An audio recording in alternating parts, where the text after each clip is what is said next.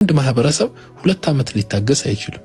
ወደ አንድ ነው በቃ do it against all the odds። ባትዋደዱ ምን አገባን አይመለከተንም። ሰጠና መቅበጫ ጊዜ ሰጠና። ከዚህ በኋላ አሁን ያማየውላችሁ እስካሁን ምትፈሉት ፋኖ ነው የሚመታው ምናምን። አሁን ግን ምታስመቱት ህዝቡ።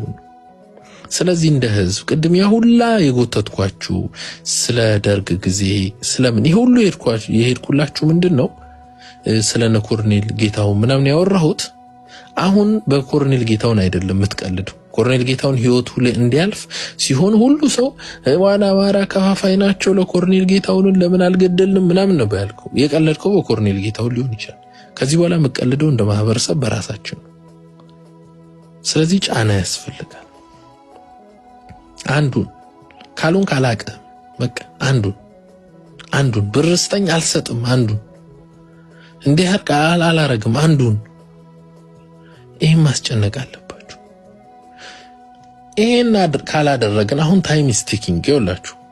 አሁን ፋኖ እንደ በጥባጭ ኃይል ነው ብዙዎቹ እነ ኤርትራም ሌላው የሚያየው ፋኖ ከበጠበጠልን አብይና እንበረከካለን ነው።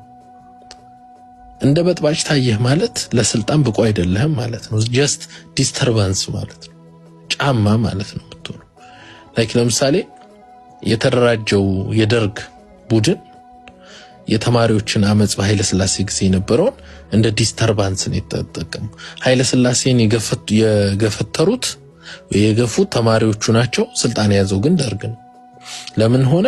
ኦሬዲ በደርግ ውስጥ ያሉ ኃይሎች ተደራጅተው ፖለቲካሊ ካልኩሌት አድርገው እየጠበቁ ነበር። ተማሪው እንደ ጫማ ተሸክሞ ስልጣን አስያዛቸው። የፋኖም ትግል ወደዛ ነው የሚመጣው። ምክንያቱም እጃችን ላይ ያለው ክላሽ ነው ጋይስ። ነገ ኤሪትራ ሌላውም ኃይል ወደ ኢትዮጵያ ፖለቲካ ሲመጣ ታንክ መድፍ ምናምን ይዞ ነው። በክላሽ ማታቆመው ጦርነት ሊመጣ ይችላል። ኦኬ ማለት ጥርሱን ነክሶ ሊወጋህ ነው የሚመጣው። እየጣሰ ነው የሚሄደው። ስለዚህ አሁን ብዙ አክተሮች መጥተዋል። ለኛ ጥቅም ያለው በጣም የሚመች ታይም ነው ባይዘው። በዚህ ሰዓት አንድ መሆን ያስፈልጋል። አንድ ድርጅት መመስረት ያስፈልጋል።